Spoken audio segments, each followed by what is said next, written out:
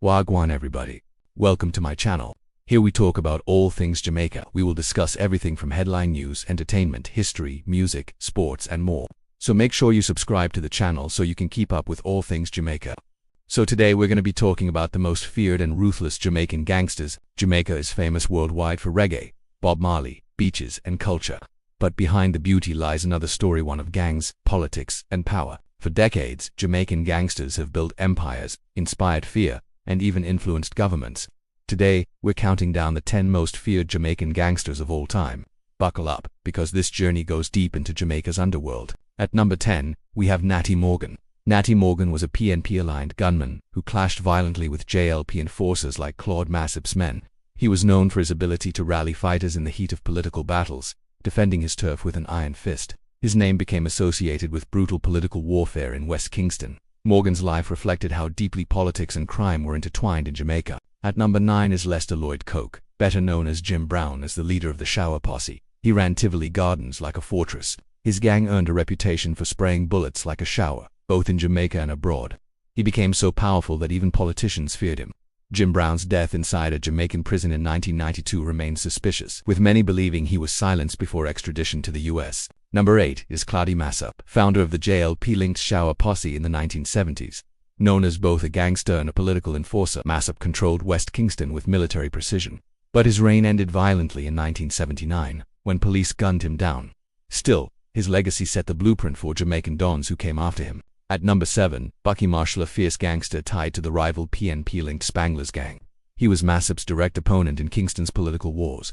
Bucky was respected in his community, but also feared for his iron grip. His death in 1980 symbolized the bloody rivalry between Jamaica's two major political parties, fought through gangs on the streets. Number 6. Vivian Blake, one of the true masterminds of organized crime. Unlike the street dons, Blake operated internationally. As a co-founder of the Shower Posse, he managed massive drug trafficking operations between Jamaica, Miami, and New York, while others used brute force. Blake used business smarts, making him one of the richest Jamaican gangsters ever. At number 5, we have Christopher Coke, better known as Dudas, the son of Jim Brown. Dudas took over Tivoli Gardens and expanded the Shower Posse empire. To some, he was a protector paying school fees, helping the poor, and keeping order, but to others, he was a ruthless crime boss, controlling drugs, guns, and violence. His 2010 extradition sparked the infamous Tivoli Gardens incursion, where over 70 people were killed in a battle between Jamaican security forces and Coke's loyalists. Number 4 is Donald Zeeks Phipps, the Don of Matthews Lane in Kingston. Zeeks was flamboyant, charismatic, and highly feared. His name commanded loyalty, and his gang ruled downtown Kingston with an iron fist. Even while imprisoned, Zeeks maintained influence over the streets. His feud with Dudas Coke is still remembered as one of Kingston's biggest gang rivalries. At number 3, Willie Haggard. William Moore, also known as Willie Haggard, was a feared gang leader in Kingston during the 1990s. He rose to power as head of the Black Roses crew, which controlled the Arnett Gardens area.